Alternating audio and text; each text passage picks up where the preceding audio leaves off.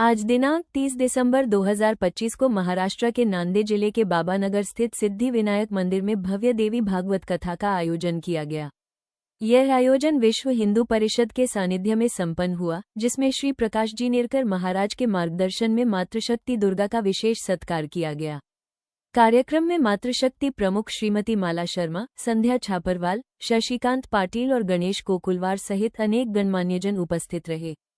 कथा के दौरान मातृशक्ति प्रमुख माला शर्मा ने समाज को जागरूक करने का संदेश देते हुए कहा कि हमारी बेटियां किसी भी प्रकार के लव जिहाद जैसे षड्यंत्रों का शिकार न हो, इसके लिए उन्हें अपने धर्म और संस्कृति का ज्ञान देना अत्यंत आवश्यक है। उन्होंने अपने संबोधन में प्रभावशाली संदेश दिया, दुर्गा बन, तू काली बन, कभी न बुरके वाली बन, जिसका उद्देश्य मातृशक्ति को आत्मनिर्भर, जागरूक और सशक्त बनाना बताया गया। कार्यक्रम में बड़ी संख्या में श्रद्धालुओं की उपस्थिति रही और पूरे वातावरण में भक्ति व जागरूकता का भाव देखने को मिला। अहो भाग्य, आज श्री प्रकाशजी नेरकर महाराज यांच्या अमृतवाणीतून आम्हाला श्री देवी भागवत कथा ऐकायला भेटली। आमचं खूप सौभाग्य।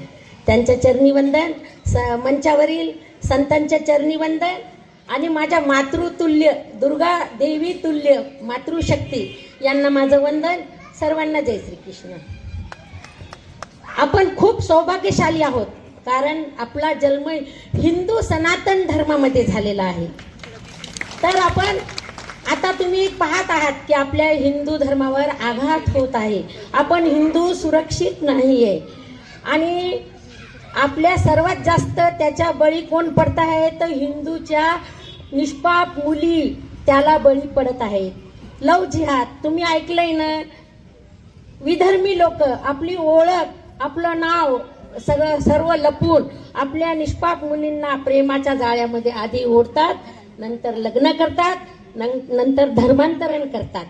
तर आपल्या मुली इतक्या स्वस्त झाल्यात काय?